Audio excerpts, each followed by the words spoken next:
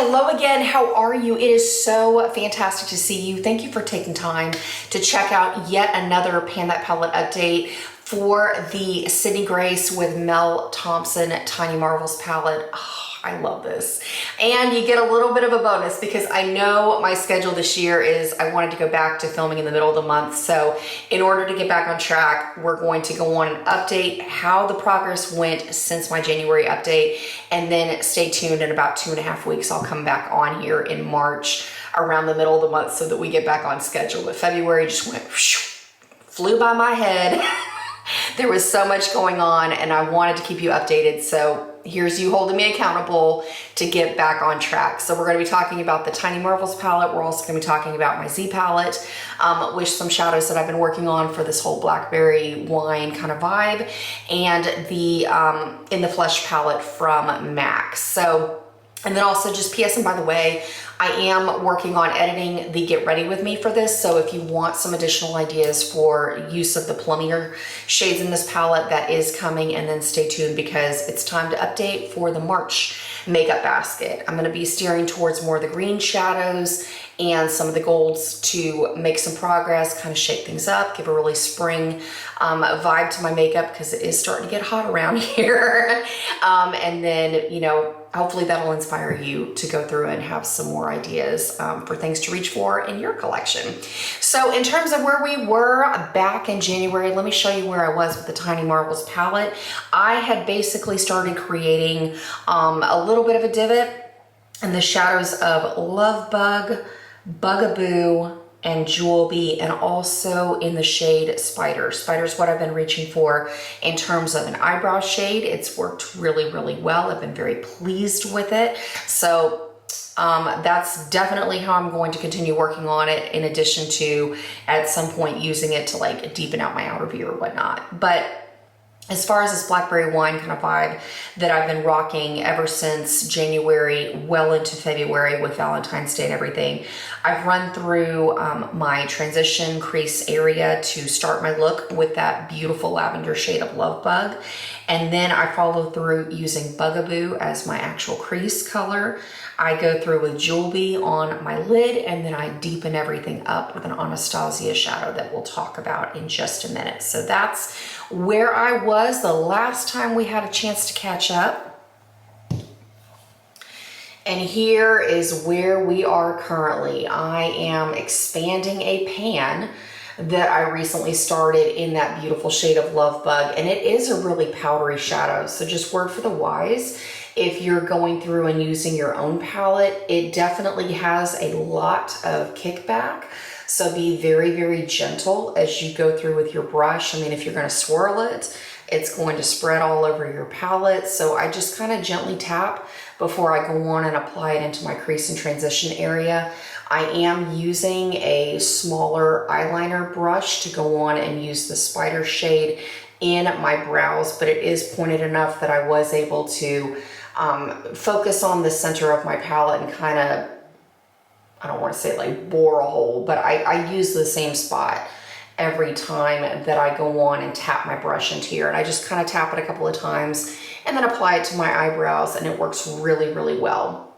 What I am impressed with is the divots that I've started creating in the shades, what is this, Bugaboo, and over here in Jewel Bee. I have yet to hit pan in either of these shadows. It does look like I've hit pan down in Jewel Bee, but I have not hit pan. Unfortunately, I was not paying attention a couple of days ago and my nail went down into the shadow. And in fact, I chipped my nail because I was trying to reach for something, and then before I knew it, I was like, dadgummit, it was like down in my shadow. And then I had a chipped nail, and I had some other makeup that suffered a little bit of a casualty in the process as I knocked it over. So it was a hot mess. But in any case, I have started that divot in this shadow.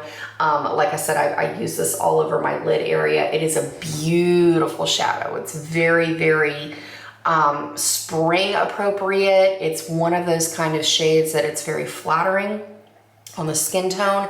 If you have brown eyes and green eyes, it is especially flattering because it is going to very, very much intensify your eye color. It is one of those like cool shadows of like finding in the purple range that it just does magical things. And then to have it be a matte formula, it makes it even more special because it really brings out, I know for me with my brown eyes, it brings out a lot of the golden tones that I have in my eyes, which is super, super fun. So that is where we are with the Tiny Marbles palette. And like I told you with coming up with that makeup basket update for March, I'm gonna really, my plan is to really focus on the shade Mantis right here.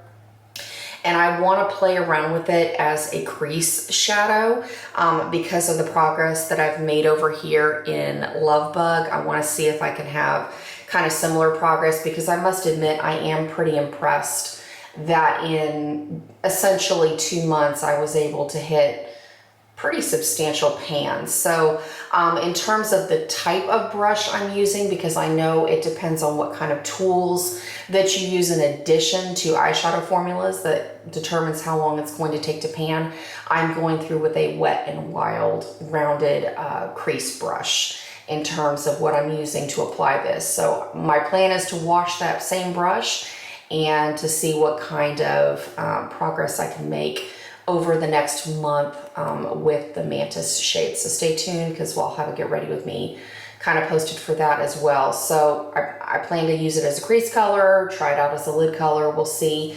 And I do kind of want to focus in on some of these other tones, especially Beady, this beautiful yellowy gold shade right here. It is a shade that is very intimidating to me. So I was kind of thinking in my head, around the bend, easy theme to go with is to kind of do a Mardi Gras look.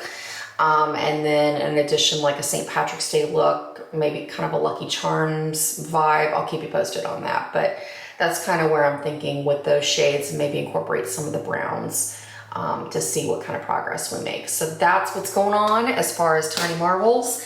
Then out of my Z palette, I guess that's what I'm going to call it from now on. It is this beautiful palette that I have been showing for the past couple of months that I picked up off of Etsy. So I'll go on and link another Souls shop. I haven't even had coffee today. I cannot find my words. Okay, all right, so just take a minute. But yes, check down in the description box. I will link another Souls shop so that you can check out a lot of her other palettes, because she has some beautiful designs, and you can order custom made palettes that are one-sided, double-sided, and she uses these beautiful paper prints on the outside, and she has a lot of fun. If you want to go with themes for your eyeshadow palettes or your blushes or whatnot, you can do that. Or if you want to have palettes that kind of reflect the colors that you're wanting to put in, she's got a lot of different things, and they're just beautiful, glamorous packaging like this. So in terms of what I was working on in these two palettes, let me show you kind of what I've got overall. These are smatterings of Sydney Gray shadows, and then I also have a couple of other random like ColourPop, some Too Faced, some Lorac shadows in here as well. So the two shadows I focused on, first off, let's that Juvia's Place shadow. Let me show you where I was with that last time we spoke.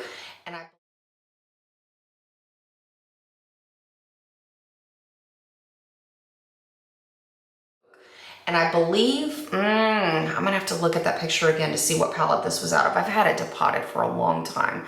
But basically, here's where I was. It's a duochrome. Base shade of it is white, but then there are hints of lavender, there are hints of pink, there are hints of a little bit of sparkly gold. And when you apply it to your eyes and to your face, because I am using it as my face highlight, and I'm going through with it as my inner corner and my highlighting shade, it comes across very duochrome, kind of a sparkly lavender. So there's where I was on the shadow last time that we spoke. And then here is where I am currently. As you can see, I have finally hit the tiniest little bit of pan in the center. This is a really fun shadow. And let me kind of get up close to the camera so that you can see what it looks like. As you can see, like on my inner corner, it is very like shimmery lavender. It really brings out the awesome qualities of that jewelry shadow that's going on my lid, and then to have kind of the mauves and the berries going on in my crease. It's just like, even though these colors are very like in your face and they stand out, you can still tone them down and make them very, very neutral, especially once I put my glasses back on. So I wanted to share that with you because a lot of times when you initially look at shadows like this, it can kind of be intimidating to think, oh my word, how am I going to use that? In fact, here's the other view. You can kind of see it on my face as my highlighter as well. Like I go through with it on the tops of my cheekbones, and then I go down the bridge of my nose and my Cupid's bow. It's just a really pretty, kind of fun way to put a little bit of sparkle, a little bit of shimmer in a not so intense way. But at the same time, it has that little bit of whimsy, and definitely there's something unique about it when you put the whole look together. So like I said, I wanted to share that tip with you because why not have some fun with our makeup and think outside the box and do things that are a little bit more creative instead of just doing the traditional neutral looks. There's a time and place for those. They're always popular. They're always professional. They're always sophisticated. They're awesome. But to make a neutral look that you can wear to your job every day, to wear to school every day, and still have fun pops of color, I'm right there with you. Like I want to do that with my own makeup. So that's going to be kind of the shadow that I'm focusing on with that Get Ready With Me in terms of my highlighting. So if you have that Juvia's Place palette, I'll go on and link it in the description box below so you can shop your stash and see about finding it if you already own it, or in terms of finding some like equivalent shades.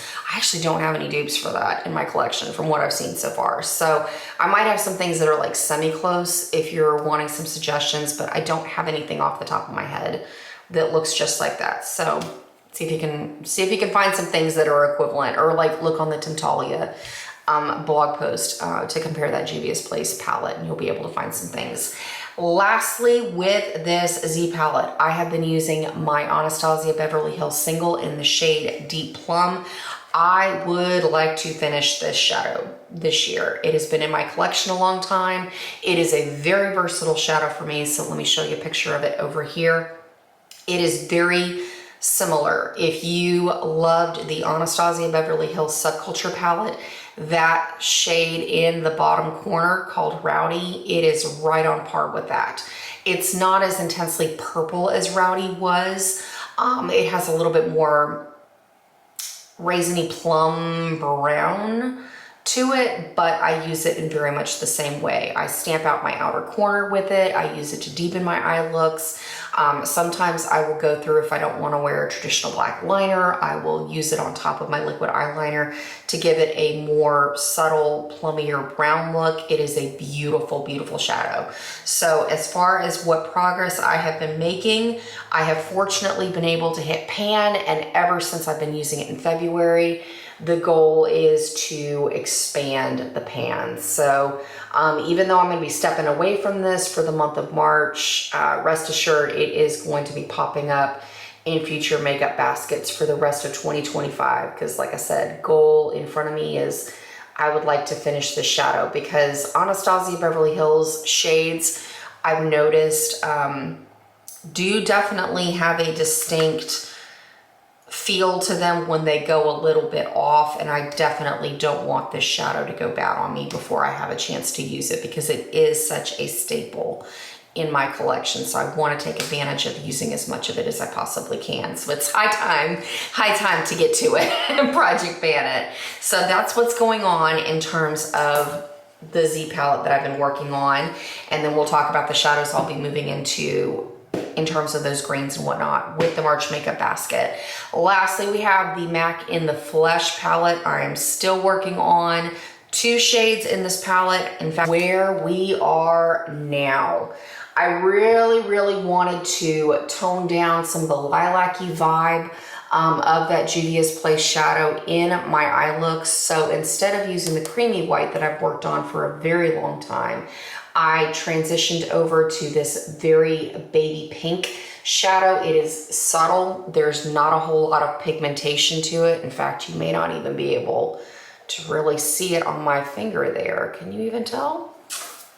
It's very faint. It's a beautiful shadow. Like, you can see it when you apply it to your eyes. Well, who am I kidding? MAC's shadows do not swatch the best. You probably can't even hardly see it. Maybe just yeah, it's not a whole lot. You can see like a little faint line that I made right there, but it is a soft baby pink shadow. I basically use this to neutralize my eye a little bit under that highlighting shade because I wanted to, I mean, I already had a substantial dip in the pan, and so I was like, let's see what we can do in the month of February. Can we hit pan? Yes, we did. Yes, we're expanding the pan. I'm expanding the pan every single time that I use it, so I went, why not? So this is what I'm going through. I use it under the areas that I put that lilac-y shade, so again, my inner corner and up in my brow bone, and I really like the effect that it has, mixing it with that the duochrome shade from Juvia's Place. You know, it's kind of like when you use those brightening concealers, you know how you can have the ones that are like more yellow tone and the ones that are more pink tone? That's kind of how I'm using this shadow to really get down to it, because it's kind of like it's brightening up my eye area without changing it a whole lot. You know what I mean? Just food for thought. Then the other shade that I'm consistently continuing to work on is good old Carbon down here. It's taken me eons to use this as an eyeliner. Boy, howdy. It has been, what, 2 years? Are we in year 3 of using this to set my liquid liner? But here we go. I have finally gotten to the point where I have cleared out the bottom of the pan, so hoorah on that.